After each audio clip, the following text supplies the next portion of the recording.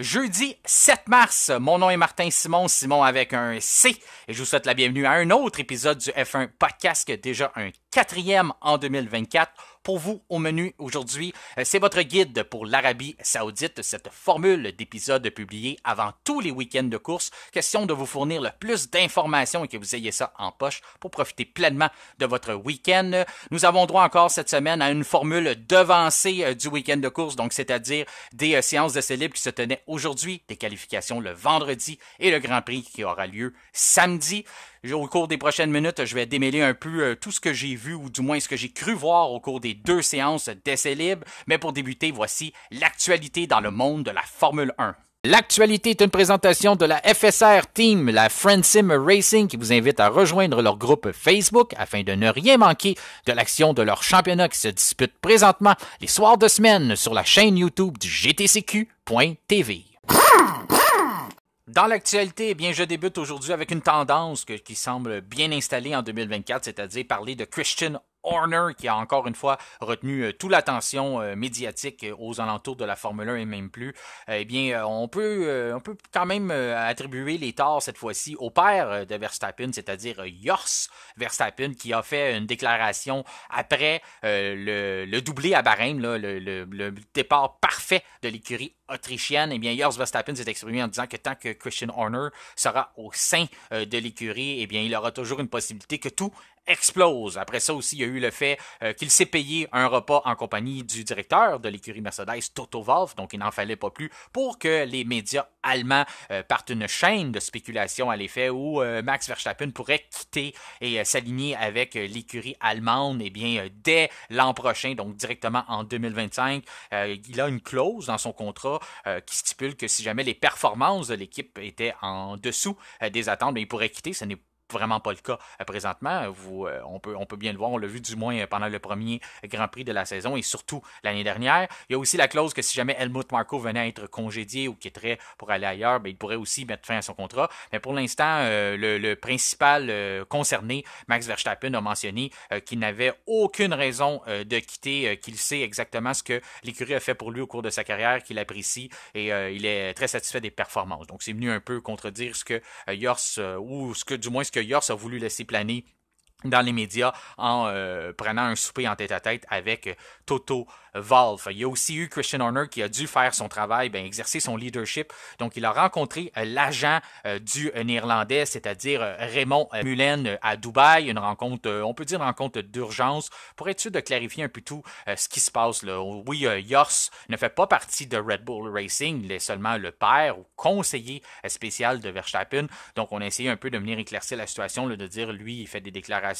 Est-ce que c'est vrai ce qui se passe avec Max? Est-ce qu'on a un problème avec Max? Donc, de vraiment ramener les faits, là, d'unir l'équipe, parce qu'il nous l'a dit à plusieurs reprises lors du week-end, Christian Horner, comme quoi l'équipe est unie. Il n'y a pas de problème dans les coulisses, quoi que ce soit. Donc, on peut le croire parce que c'est sûr que Jos n'est pas un membre de l'équipe. Comme je le répète, là, c'est vraiment, oui, il est un proche de la famille, mais il n'a aucun titre au sein de l'écurie autrichienne. Donc à ce moment-là, on est venu un peu éclaircir la situation. D'après ce que Verstappen a dit, ça semble correct aussi. Donc on essaie de bâtir sur le futur, on essaie de régler le passé, là, de tout enlever les squelettes dans le placard. Aujourd'hui, on a eu la chance aussi d'avoir un point de presse avec Christian Horner qui mentionnait que, c'est justement, là, que tout est au beau fixe, qu'on veut vraiment mettre ça derrière nous. On a aussi suspendu, ça a été l'annonce de la journée, on a suspendu l'employé qui aurait faussement accusé le directeur de Red Bull, PDG de l'entreprise Red Bull Racing. Donc, je peux comprendre la situation. Si jamais avec l'enquête, on a été capable de prouver qu'il n'y avait rien qui tenait et que les preuves n'étaient pas suffisantes nécessairement pour tenir quelque chose contre Christian Horner, mais on a aussi peut-être découvert que c'était des fausses accusations ou ça peut aller peut-être plus loin. Donc, la première étape dans la procédure, peut-être avant de remercier cet employé-là, c'est de la suspendre pour le comportement qu'elle aurait eu, si jamais c'est vraiment des plaintes non fondées. Donc, c'est sûr qu'à ce moment-là, ça frôle, c'est comme extorquer quelqu'un. Donc, c'est sûr que ça a des représailles sur la vie de Christian Horner, sur l'écurie, sur l'entreprise Red Bull même, sur les commanditaires. On a vu Ford sortir aussi pour s'adresser de la situation. Donc, ça a des grosses répercussions si jamais cette plainte-là n'était pas fondée. Donc, on peut comprendre. Du moins, ce qu'on peut lire entre les lignes, c'est qu'en ayant une suspension dirigée vers cet employé-là, c'est que la plainte était vraiment non fondée, donc on n'a pas jugé que cette plainte-là aurait dû avoir lieu. Donc, c'est un comportement qu'on lui reproche. À ce moment-là, on lui demande de rester chez elle.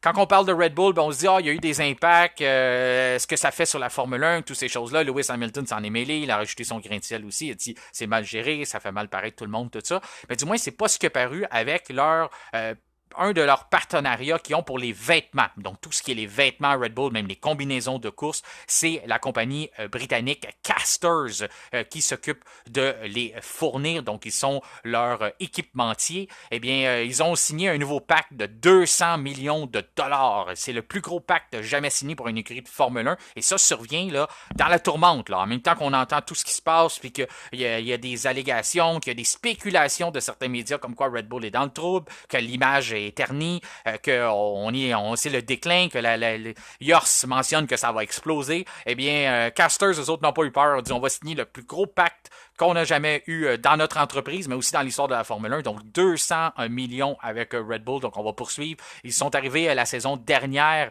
avec Red Bull. Donc, avant, on était chez McLaren. On est toujours, justement, on fabrique toujours des vêtements pour l'écurie McLaren. Pour ceux qui ne sont pas familiers un peu avec le logo, là, c'est ces deux petites, c'est comme des ailes là, qui apparaissent sur l'épaule, sur les deux épaules de Verstappen ou même de Sergio Perez, sur les combinaisons, sur les chandails d'équipe. Et dans le temps, c'est ça, on avait McLaren la saison d'avant. Avant, on était du côté de Puma. Ça a été un long partenariat avec Puma, mais là, finalement, on a décidé d'aller de l'avant avec une autre compagnie pour une transition. On a eu la première saison, puis là, on vient d'ajouter plusieurs saisons à cette entente-là. Donc, 200 millions de dollars, c'est des bonnes nouvelles. C'est des bonnes nouvelles pour le sport, c'est des bonnes nouvelles pour Red Bull. Puis, ça a donné aussi le temps de parler de d'autres choses que de parler de tous les mauvais côtés reliés à ça.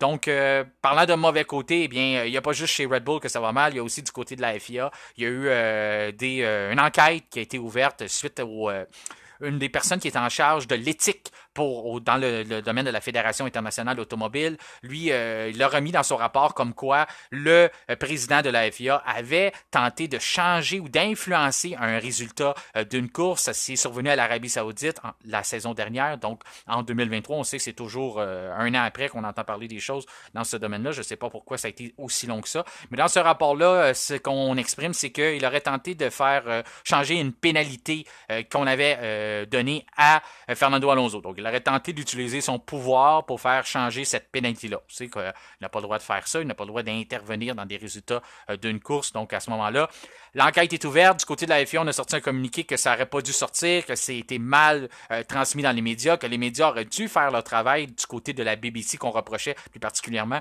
On aurait dû s'informer et demander à la FIA ce qui se passe exactement. Supposément qu'on n'a pas les vraies informations, mais on n'a pas plus clarifié la situation. Donc, pour l'instant, je vous dis ce qu'on a. Si jamais on a d'autres détails, puis la FIA décide de juger bon, de ne pas juste pointer du doigt qui a mal fait son travail, mais de aussi fournir les bonnes informations au dossier. Puis à ce moment-là, on va vous les transmettre. Du côté de la Formule 1, on a aussi sorti un communiqué pour dire qu'on n'était pas d'accord avec ce qui s'était passé.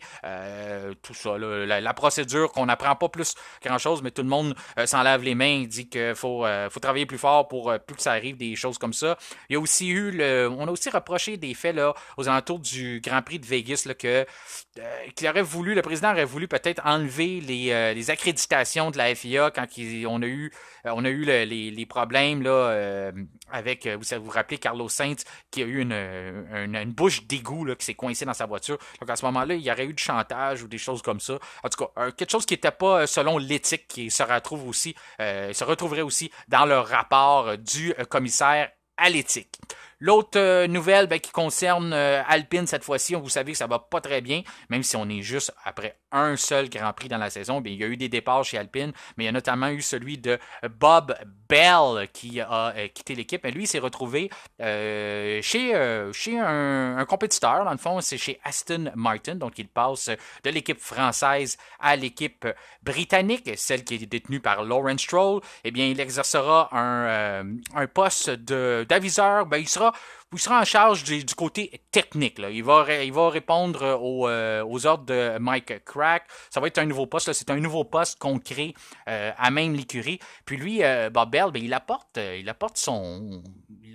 beaucoup d'expérience avec l'écurie. Là. Il a été chez McLaren, là, notamment été chez Renault, chez Mercedes, encore une fois chez Alpine.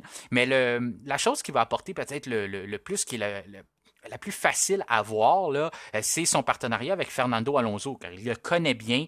Il était notamment chez Renault lorsque le pilote espagnol a eu ses 2 premiers titres, donc ses 2 seuls en carrière, de 2005 et celui de 2006. Alors, il connaît déjà, on essaie peut-être de trouver des points pour garder Fernando Alonso chez Aston Martin. On sait qu'il a des rumeurs comme quoi il pourrait s'aligner avec Mercedes qui cherche à peu près partout pour se trouver un pilote. On a notamment nommé que peut-être qu'on apporterait notre jeune pilote, Andrea Kimi Antonelli. On parle aussi de Max Verstappen avec les rumeurs. Là, il y a Fernando Alonso qui se retrouve souvent son nom là. On a Carlos Sainz.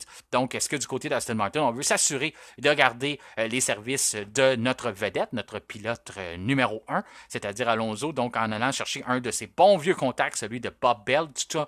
Néanmoins, ça ne peut pas faire de tort parce qu'il arrive avec énormément d'expérience, mais en plus, s'il a une familiarité avec le pilote qu'on essaie de consentir un contrat et de garder au sein de l'équipe pour plusieurs saisons. Donc, ça pourrait aussi pencher ou peser dans la balance. Autre nouvelle aussi qu'on s'attendait, mais à un moment donné, on s'en attendait peut-être plus, mais c'est confirmé que Audi est maintenant propriétaire majoritaire de l'écurie Sauber, celle qui est dénommée Kick ou Stack pour l'instant pour les 2 prochaines saisons. Eh bien, Audi prend possession de l'écurie officiellement.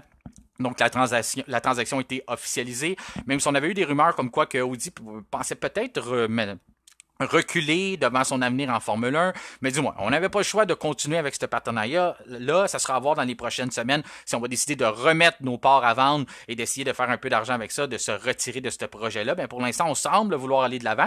Ce qui laisse croire, pareil, que c'est pas au beau fixe quand même, c'est qu'on n'a pas fait d'annonce officielle du côté du grand manufacturier automobile allemand. On n'a pas fait d'annonce officielle comme quoi on avait pris possession de Sauber. Peut-être qu'on se dit, on l'a déjà dit, on n'a pas besoin de faire une autre déclaration, tout le monde sait qu'on s'en va en F1, mais c'est quand même assez spécial que du côté de Sauber, on a fait l'annonce, mais du côté d'Audi, on a plutôt resté muet avec cette transaction-là. Donc, 75% des droits, on parlait des montants de 650 millions de dollars, donc très loin du 250 millions que le groupe Andretti veut débourser pour se procurer une écurie de Formule 1. Donc, on parle aussi peut-être qu'il y a des possibilités, là c'est ça que c'est dur à suivre, non seulement qu'on voudrait peut-être plus aller en Formule 1, mais qu'on a aussi une clause qu'on pourrait acheter 100% de l'écurie. Donc, il faut se brancher, vous voulez plus être là, vous voulez être là, mais on prend pour acquis maintenant que Audi va être là en 2026 jusqu'à preuve du contraire.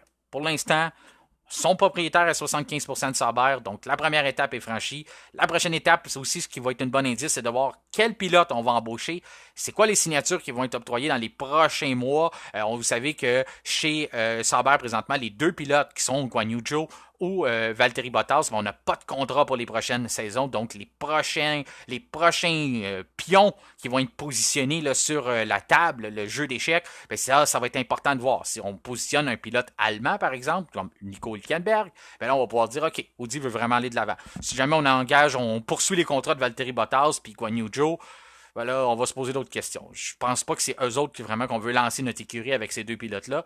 Donc, c'est ça. Ça va être surveillé de voir ça va être quoi les prochaines transactions à voir pour le clan Audi. En terminant l'actualité, je veux vous rappeler qu'il y a un beau musée qu'on a ici au Québec qui rappelle l'histoire du le héros québécois Gilles Villeneuve. Il se nomme le musée Gilles Villeneuve, situé à Berthierville. Bien, sachez que le musée est prêt à vous accueillir si vous cherchez des activités avec les enfants. C'est la semaine de relâche là, qui se termine déjà pour certains groupes, parce que je pense que c'est étiré maintenant sur 3 semaines.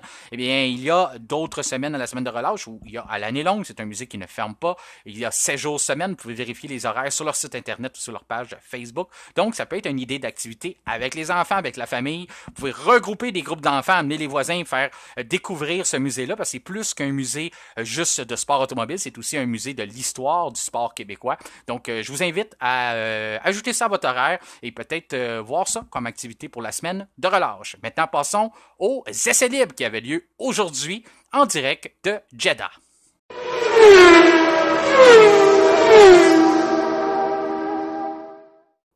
En préparation pour la 2e manche du championnat qui va se tenir en Arabie Saoudite, eh bien, on avait le droit aujourd'hui aux séances d'essais libres sur le circuit de Corniche à Jeddah.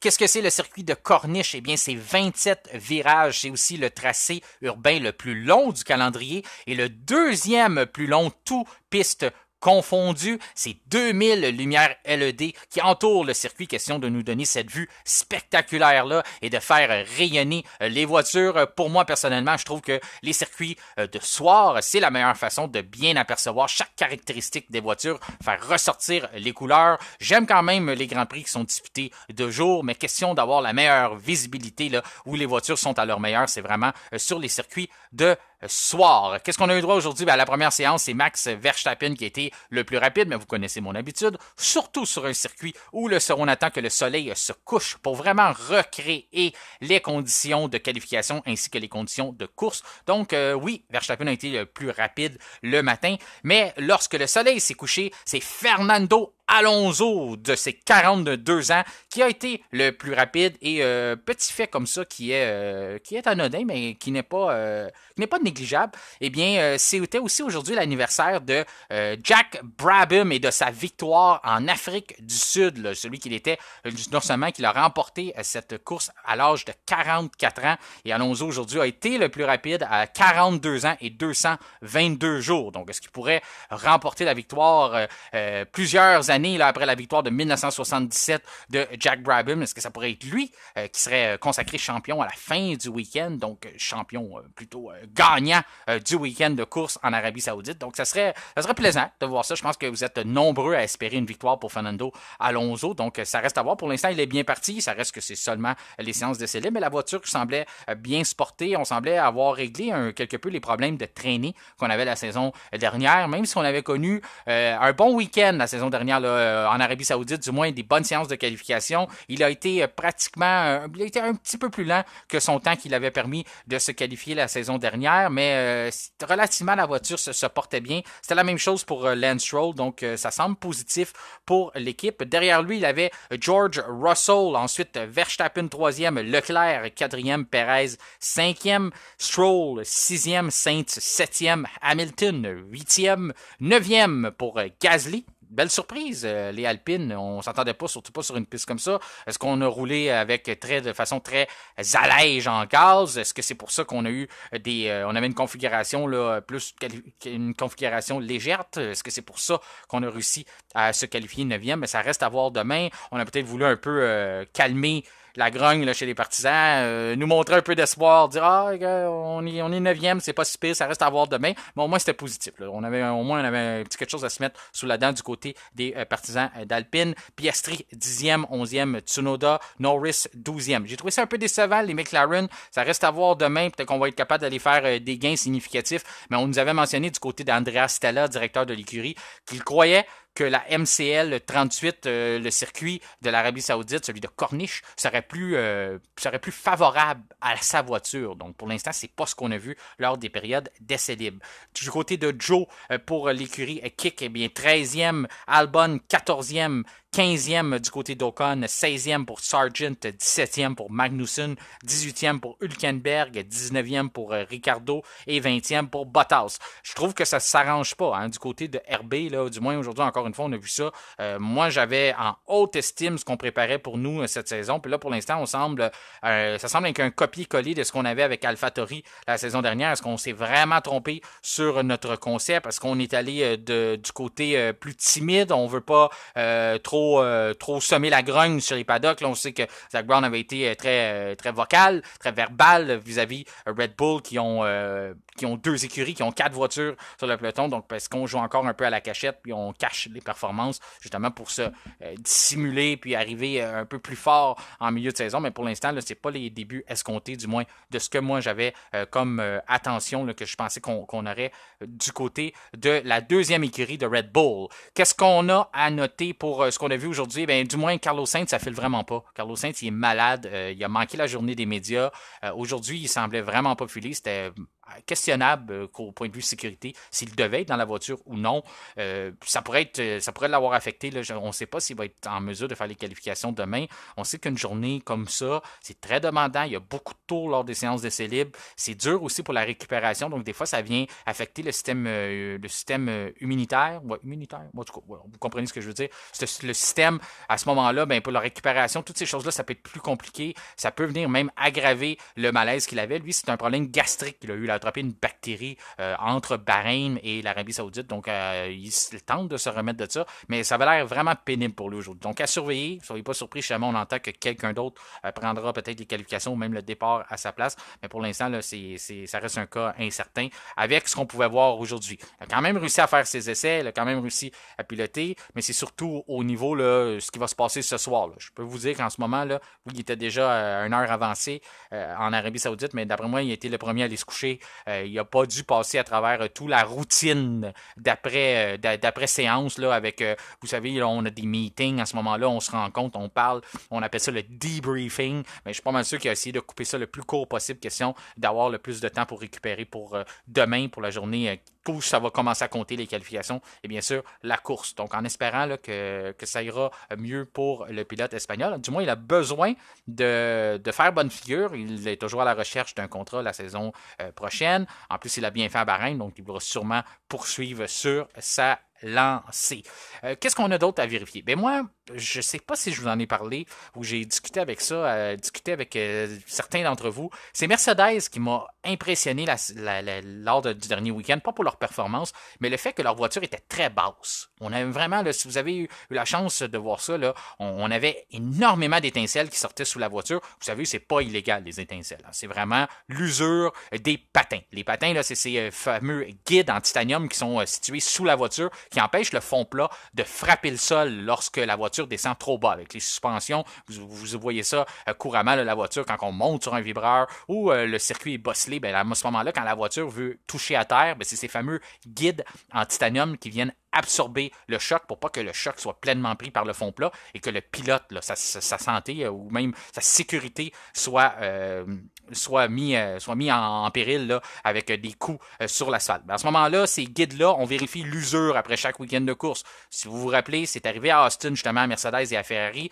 on a vérifié l'usure puis on tolère pas plus qu'1 mm d'usure. Si on excède ce millimètre-là, on juge que vous avez réglé votre voiture trop basse, donc c'est illégal, donc à ce moment-là, vous êtes disqualifié. Lors du dernier week-end, pendant les séances d'essai libre, je trouvais que leur voiture était excessivement basse. On voyait énormément d'étincelles. On avait pratiquement un feu, même qui a commencé sous la voiture de Lewis Hamilton ou même de George Russell. Donc, moi, je me posais des questions. Je disais, peut-être qu'on fait seulement les tests le vendredi et lors de la séance de qualification, on va remonter cette voiture-là. Question de prévenir l'usure, mais au moins, on va avoir fait nos tests le vendredi, voir jusqu'à où on peut aller, comment bas on peut aller. Parce que vous devez savoir qu'une voiture, plus qu'elle est basse, moins qu'on a de résistance dans le vent. Donc, plus qu'on réduit l'effet de traîner à ce moment-là. Donc, plus qu'on est bas, plus qu'on est proche du sol, plus qu'on est capable de développer en performance. Sauf que la FIA nous dit, si vous allez trop bas et vous frottez trop souvent à terre, vous mettez en péril la sécurité de vos pilotes. Ça, c'était à la demande de Toto Wolff. Toto Wolff qui avait demandé ça avec les histoires de marsouinage, mais je ne veux pas tout retourner là avec les histoires de 2022. Mais maintenant, on empêche les voitures, là, on vérifie ça couramment pour être sûr que les voitures ne soient pas réglées trop basses. C'est un règlement qui a déjà existé en Formule 1, mais on ne voyait plus vraiment ça. C'était pas quelque chose qui était vraiment aussi vérifié après chaque week-end de course. Ben, c'est arrivé à Austin, on s'est fait prendre la main dans le sac du côté de Ferrari et Mercedes. Je pense que c'était peut-être une erreur d'inattention. Je pense pas qu'on a vraiment voulu tricher, mais maintenant on le sait, on ne peut pas faire ça. Donc je croyais que vendredi, c'était le test qu'on faisait vendredi dernier, de rouler la voiture la plus basse possible et ensuite la remonter si on voyait trop d'usure. Ma grande surprise, ça a été que samedi, on semblait être aussi bas qu'on l'était le vendredi. Donc je les avais à l'œil, je me suis dit, si jamais ils sont victimes, je le dis, d'une inspection. Parce que ce qui arrive, c'est que les inspections, la FIA, on ne peut pas inspecter les 20 voitures après un Grand Prix. Côté logistique, c'est impossible. Surtout quand on a 2 Grands Prix collés, là, que les voitures devaient être démontées, mis dans le transport et être envoyé en Arabie Saoudite. Donc à ce moment-là, on ne peut pas vérifier 20 voitures. Là. On en vérifie de façon aléatoire. Je pense que Mercedes n'a peut-être pas été vérifié. Et puis, tant mieux, parce que je suis certain qu'ils étaient excessivement bas. Mais encore là, ça ne veut pas dire que l'usure a été vraiment intense sur les patins, mais on aurait pu excéder le millimètre d'usure là, permis par la FIA. Sauf qu'aujourd'hui, j'ai trouvé que les voitures semblaient plus hautes. On n'était plus aussi basses qu'on était. Donc, est-ce qu'on les a relevées? Est-ce que c'est juste une illusion d'optique? Est-ce que demain, on va revoir les voitures plus basses pour la qualification? Mais c'était quelque chose qui avait attiré mon attention du côté de Mercedes. Mais encore là, si ça fonctionne, si on est capable de se tenir en bas du millimètre d'usure, tant mieux, c'est parfait. C'est la meilleure chose qu'on peut voir. C'est un des problèmes qu'on avait pour l'écurie allemande dans les dernières saisons, c'est qu'on n'était pas capable de descendre la voiture. Aussitôt qu'on commençait à faire des réglages plus bas, mais en ce moment, on avait des problèmes de marsouinage où on a eu la disqualification à Austin parce qu'on cognait trop au sol. Donc, si on est capable de retrouver un réglage où on est capable d'aller chercher de la performance en descendant la voiture, bien, ça va être un avantage pour Mercedes au cours des prochaines saisons parce qu'on sait c'était leur problème, mais du côté de Red Bull, on est capable de descendre la voiture au plus bas permis, le plus bas que la tolérance est capable le plus bas qu'on est capable de faire. Et puis, c'est pour ça qu'on a aussi une des meilleures voitures. Donc, on est l'écurie qui roule le plus bas du sol, le plus près du sol. Donc, à ce moment-là, si on est capable de faire ça du côté des autres écuries, on risque de rapprocher un peu l'écart qui s'est creusé là, entre la première écurie et les autres. Eh bien, parlant d'écart qu'on veut régler aussi, il y a Ferrari qu'on a pu observer lors du Grand Prix de Bahreïn que leur usure prématurée des gommes, ça semble très positif. Ça a toujours été un problème pour Ferrari, même chez Haas, qui est une écurie qui achète beaucoup de pièces de Ferrari, qui imitait pas mal le concept de la Scuderia, bien, on avait toujours ces problèmes-là d'usure prématurée. Donc, la dégradation des pneus survenait après quelques tours. On n'était pas capable de compétitionner. Il fallait faire attention aux gommes. Carlos Sainz le disait justement que la saison dernière, c'était un gros problème. Aussitôt qu'on voulait augmenter en performance, pousser un peu plus, essayer de suivre les Red Bull, bien, à ce moment-là, on payait le prix. Quelques tours plus tard, nos gommes s'usaient trop vite. Donc, Bahreïn, c'est le parfait test pour ça, parce que Bahreïn, c'est le circuit où ce que les gommes viennent se dégrader le plus vite, là, probablement dans tout le calendrier, c'est un des pires endroits. Donc, de commencer là-bas, c'est toujours un bon test pour voir est-ce que les voitures ont amélioré ce problème-là. On est forcé d'admettre que du côté de Ferrari, ça semble être remédié. On n'a pas eu cette dégradation-là prématurée. On a réussi à contrôler nos gommes, à garder de la performance pendant quand même tout le Grand Prix. On a vu que Carlos Sainz, il y avait quand même un écart. Là. Quand je dis qu'on a amélioré, il y a toujours une exception, et l'exception, c'est qui? Ben, c'est Red Bull. Parce que Red Bull, eux autres, encore une fois, c'était la seule écurie en 2023 qui avait pu se permettre de rouler avec 2 fois les gommes tendres à Bahreïn. Puis on a pu répéter l'exploit encore une fois en le faisant là. Encore là, je répète, le circuit où c'est le plus dur pour la dégradation des pneus, eh bien, Red Bull a été capable de rouler sur les gommes les plus fragiles et non seulement de le faire une fois, mais de le faire 2 fois au cours de l'épreuve. Donc, normalement, les gommes tendres, on les roule une fois pour le départ, on les enlève, puis on s'en va tout de suite aux gommes dures pour faire une plus longue durée parce que, justement, on ne peut pas se permettre d'user les gommes tendres. On ne peut pas faire une grande distance là-dessus. Mais Red Bull, eux, ils ont été capables de permettre, ils ont fait 2 fois des distances en gommes tendres. Donc, ça, ce qui nous montre encore une fois que Red Bull a l'avantage sur les usures des pneus, donc en mode course, ça va toujours venir nous servir. On sait qu'on va être capable toujours de ménager nos pneus plus que les autres pour l'instant, à moins qu'on fasse des progrès significatifs au cours de la saison, mais pour l'instant, Red Bull a toujours cet avantage-là d'être capable de gérer les pneumatiques. Parlant de gérer les pneumatiques, mais ça va être important là, en Arabie Saoudite, vous allez voir en mode de qualification, de faire le meilleur tour possible aussitôt qu'on embarque les gommes. Là, vous allez me dire, ben, c'est pas mal le principe du jeu des qualifications. Oui, mais ça va être encore plus vrai en Arabie Saoudite parce que, je vous explique pourquoi. Ce qu'on va essayer de faire, c'est de ménager des pneus parce que c'est un circuit où il risque d'avoir des voitures de sécurité lors de la course. Et aussi, il peut en avoir une aussi pendant les qualifications. Donc, aussitôt qu'on sort en piste, et là, je m'adresse à des pilotes comme Sergio Perez, comme Lance Stroll, qui ont de la difficulté à faire un bon tour quand c'est le temps, eh bien, vous allez voir la situation. Verstappen va sortir, Leclerc va sortir, puis ils vont essayer de faire le meilleur temps possible en commençant la séance. Donc, avec des gommes neuves. Si on fait un tour qui nous permet d'être en sécurité, bien à ce moment-là, on va peut-être laisser la voiture au garage pour ménager un train de pneus, être capable de le garder pour la course. Puis à ce moment-là aussi, on va vouloir faire un temps vite en qualification au cas où il y a une neutralisation pour pas qu'on se fasse avoir. Pourquoi qu'on veut garder des pneus pour la course? Mais en course, oui, je parle justement de neutralisation. Mais si jamais on a un départ, là, un drapeau rouge, et on demande de faire un deuxième départ, on ne voudrait pas être désavantagé. Je vous donne encore une fois un exemple. Max Verstappen, en qualification, il réussit à faire le premier tour sur ses pneus, puis maximiser le temps, puis son temps est parfait, il n'est pas obligé de ressortir, il sait qu'il va survivre la Q2 puis aller en Q3, admettons. Bien là, ce train de pneus-là, on le met de côté chez Red Bull, puis on le garde. Du côté de Leclerc, encore là, exemple, ou du côté de Perez, admettons. Perez ne réussit pas à faire un bon tour sur son premier tour, sa première tentative. Puis à ce moment-là, il doit ressortir, il use un autre quatre pneus, bien sûr, pas une paire. Puis il use ces pneus-là. Donc, ça lui fait un train de moins pour la course. À ce moment-là, on arrive en course, il y a une neutralisation, drapeau rouge, et on fait une relance. Comme on l'en a vu là, la saison dernière, c'est en Australie notamment, on décide de dire, il reste 10 tours à faire, 11 tours à faire, on va se relancer de la grille de départ. Mais Verstappen, à ce moment-là, peut aller au puits, prendre ces nouveaux trains de pneus qu'il a ménagés durant la qualification, et ça va lui donner un meilleur départ, un avantage sur le départ, sur quelqu'un, exemple, on l'a pris, Sergio Perez, où il aurait eu à utiliser tous ses pneus pour se qualifier. À ce moment-là, quand ça viendrait le temps de faire une relance au moment de la course, il n'aurait pas de pneus neufs. Donc, il serait désavantagé par rapport aux autres qui auraient ménagé ce train de pneus-là pour la course. Donc, ça va être important de voir. Vous allez peut-être même voir des écuries, là, surtout en Q1, essayer de faire un tour en médium. Juste pour dire, faire un temps pour essayer d'éliminer ceux qui sont les moins rapides, les 5 derniers.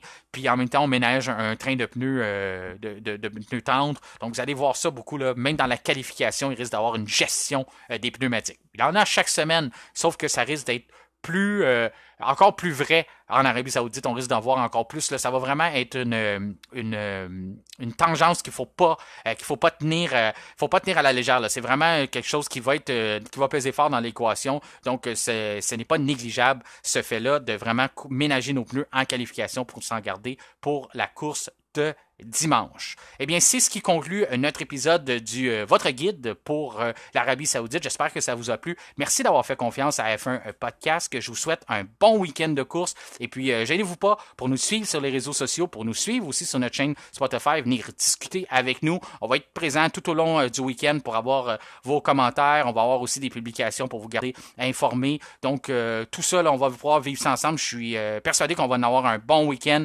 C'est une piste qui est très impressionnante. C'est une des pistes les plus spectaculaires. On sait que parfois, lorsqu'on écoute la Formule 1 ou qu'on regarde la Formule 1 plutôt à la télévision, ben, c'est assez dur là, de vraiment voir la vitesse. Là. Les caméras ne nous permettent pas de rendre justice exactement à quel point les voitures vont vite. On le voit, on est capable de l'apercevoir, mais des fois, ça vient un peu diminuer la vitesse qu'on voit vraiment quand on y va en personne. Mais en Arabie Saoudite, la vitesse, on la sent. On voit là, les angles de caméra sont très près de la piste. On voit les murs.